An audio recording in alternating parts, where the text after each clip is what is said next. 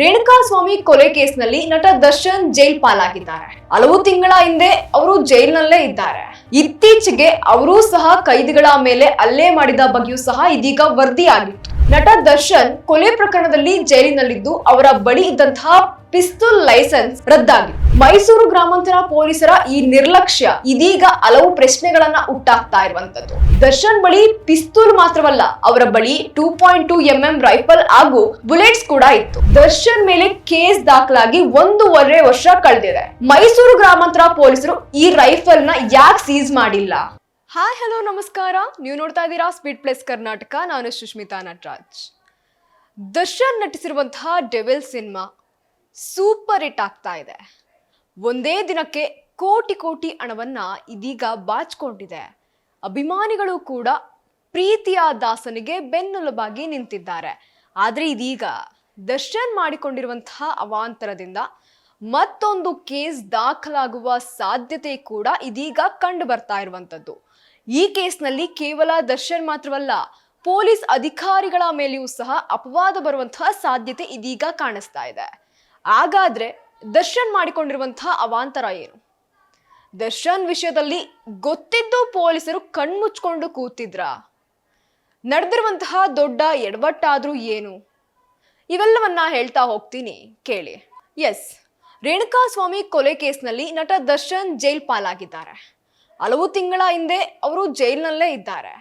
ಇತ್ತೀಚೆಗೆ ಅವರೂ ಸಹ ಕೈದಿಗಳ ಮೇಲೆ ಹಲ್ಲೆ ಮಾಡಿದ ಬಗ್ಗೆಯೂ ಸಹ ಇದೀಗ ವರದಿಯಾಗಿತ್ತು. ಇದಾದ ಬೆನ್ನಲ್ಲೇ ದರ್ಶನ್ ಸಂಬಂಧಪಟ್ಟಂತೆ ಮತ್ತೊಂದು ಸ್ಫೋಟಕವಾದ ಸುದ್ದಿ ಇದೀಗ ಹೊರಬಿದ್ದಿರುವಂತದ್ದು. ಇದು ದರ್ಶನ್ ಬಳಿ ಇದ್ದಂತಹ ಗನ್ ವಿಷಯಕ್ಕೆ ಸಂಬಂಧಪಟ್ಟಂತಹ ವಿಷಯವಾಗಿದೆ.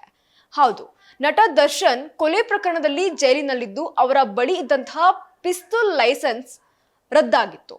ಆದ್ರೆ 2.2 mm ರೈಫಲ್ ಹಾಗೂ ಬುಲೆಟ್ಗಳು ಇನ್ನೂ ಸಹ ವಶಕ್ಕೆ ಪಡೆದುಕೊಂಡಿರಲಿಲ್ಲ ಪೊಲೀಸರು. ಕೊಲೆ ಆರೋಪಿ ಬಳಿ ಶಸ್ತ್ರಾಸ್ತ್ರ ಇರೋದು ಕಾನೂನು ಉಲ್ಲಂಘನೆಯಾದ ಕಾರಣ ಈ ಪ್ರಕರಣ ಇದೀಗ ದಾಖಲಾಗಿದೆ. ಮೈಸೂರು ಗ್ರಾಮಾಂತರ ಪೊಲೀಸರ ಈ ನಿರ್ಲಕ್ಷ್ಯ ಇದೀಗ ಹಲವು ಪ್ರಶ್ನೆಗಳನ್ನ ಹುಟ್ಟಾಕ್ತಾ ಇರುವಂತದ್ದು. ಯಾಕಂದ್ರೆ ಕೊಲೆ ಕೇಸ್ನಲ್ಲಿ ದರ್ಶನ್ ಪರಪ್ಪನ ಅಗ್ರಹಾರ ಜೈಲಿನಲ್ಲಿ ಇದ್ದಾರೆ. ಸಾಮಾನ್ಯವಾಗಿ ಕೊಲೆ ಕೇಸ್ನಲ್ಲಿ ಯಾರಾದ್ರೂ ಆರೋಪಿ ಆದ್ರೆ ಅವರ ಬಳಿ ಇರುವಂತಹ ಗನ್ ಲೈಸೆನ್ಸ್ ರದ್ದು ಮಾಡಬೇಕು ಎಂಬ ನಿಯಮ ಕೂಡ ಇದೆ. ಈ ನಿಯಮವನ್ನ ಬೆಂಗಳೂರು ಪೊಲೀಸರು ಪಾಲಿಸಿ ಗನ್ ಅನ್ನು ಸಹ ವಶಕ್ಕೆ ಪಡೆದುಕೊಂಡಿದ್ರು.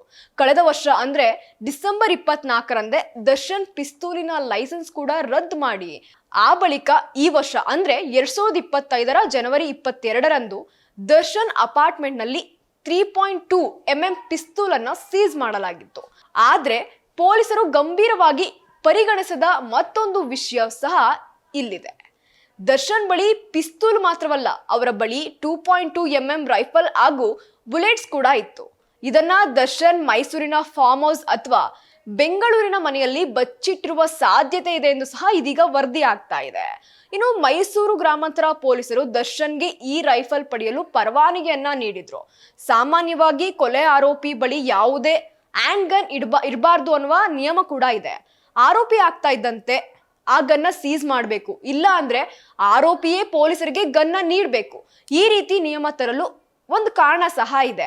ಯಾಕಂತ ಅಂದ್ರೆ ಗನ್ ಬಳಸಿ ಆರೋಪಿ ಸಾಕ್ಷಿಗಳಿಗೆ ಧಮಕಿ ಆಗ್ಬೋದು ಅಥವಾ ಬೇರೆ ರೀತಿ ಅಪರಾಧ ಚಟುವಟಿಕೆ ಮಾಡುವ ಸಾಧ್ಯತೆ ಕೂಡ ಇರುತ್ತೆ. ಇದೀಗ ಅದೇ ಕಾರಣಕ್ಕೆ ಆರೋಪಿ ಗನ್ ಹಿಡಿದಿದ್ರೆ ಅವರ ಮೇಲೆ ಸಶಸ್ತ್ರ ಕಾಯ್ದೆ ಅಡಿಯಲ್ಲಿ ಪ್ರಕರಣ ಕೂಡ ದಾಖಲು ಮಾಡಬಹುದು. ಆದ್ರೆ ದರ್ಶನ್ ಮೇಲೆ ಕೇಸ್ ದಾಖಲಾಗಿ 1.5 ವರ್ಷ ಕಳೆದಿದೆ. ಮೈಸೂರು ಗ್ರಾಮಾಂತರ ಪೊಲೀಸರು ಈ ರೈಫಲ್ ನ ಯಾಕೆ ಸೀಸ್ ಮಾಡಿಲ್ಲ? ಈ ಬಗ್ಗೆ ಇದೀಗ ಸಾಕಷ್ಟು ಪ್ರಶ್ನೆಗಳು ಸಹ ಇದೀಗ ಕಾಡ್ತಾ ಇರುವಂತದ್ದು. ಎಲ್ಲಾ ಕಡೆ ಎಲ್ಲರೂ ಕೇಳ್ತಾ ಇರುವಂತಹ ಪ್ರಶ್ನೆ. ಇದೇ ಕಾರಣದಿಂದ ದರ್ಶನ್ ಮೇಲೆ ಮತ್ತೊಂದು ಕೇಸ್ ಆಗುವ ಸಾಧ್ಯತೆ ಕೂಡ ಇದೆ. ಇನ್ನು ಪೊಲೀಸ್ ಅಧಿಕಾರಿಗಳ ವಿಚಾರಕ್ಕೆ ಬಂದ್ರೆ ಏನ್ ಮಾಡ್ತಾ ಇದ್ರು ಮೈಸೂರು ಗ್ರಾಮಾಂತರ ಪೊಲೀಸರು? ರೈಫಲ್ಗೆ ಪರವಾನಗಿಯನ್ನ ಕೊಟ್ಟಿದ್ದಾರೆ. 2.2 mm ಈ ರೈಫಲ್ನ ಯಾಕೆ ಅವರಿನ್ನೂ ವಶಕ್ಕೆ ಪಡ್ಕೊಂಡಿರ್ಲಿಲ್ಲ? ಬೆಂಗಳೂರು ಗ್ರಾಮಾಂತರ ಪೊಲೀಸರೇನೋ ವಶಕ್ಕೆ ಪಡ್ಕೊಂಡ್ರು, ಇನ್ನೊಂದು ರೈಫಲ್ನ ಯಾಕೆ ಪಡ್ಕೊಂಡಿಲ್ಲ? ಇವೆಲ್ಲವೂ ಸಹ ಇದೀಗ ಕಾಡ್ತಾ ಇರುವಂತಹ ಪ್ರಶ್ನೆ. ಒಬ್ಬ ಅಪರಾಧಿ ಹತ್ರ, ಆರೋಪಿ ಹತ್ರ ಗನ್ನ ಹೇಗ್ ಬಿಟ್ಟಿದ್ದಾರೆ, ಅವ್ರೇನಾದ್ರು ಮಾಡಿದ್ರೆ ಏನ್ ಮಾಡ್ತಾರೆ? ಇವೆಲ್ಲವೂ ಸಹ ಇದೀಗ ಕಾಡ್ತಾ ಇರುವಂತಹ ಪ್ರಶ್ನೆ. ಇದಾಗಿತ್ತು ಈ ಕ್ಷಣದ ಸುದ್ದಿ. ಮತ್ತಷ್ಟು ಅಪ್ಡೇಟ್ಸ್ಗಾಗಿ ನೀವು ನೋಡ್ತಾ ಇರಿ ಸ್ಪೀಡ್ ಪ್ಲಸ್ ಕರ್ನಾಟಕ. ನಿಮ್ಮಿಂದ ನಿಮಗಾಗಿ, ನಿಮಗೋಸ್ಕರ.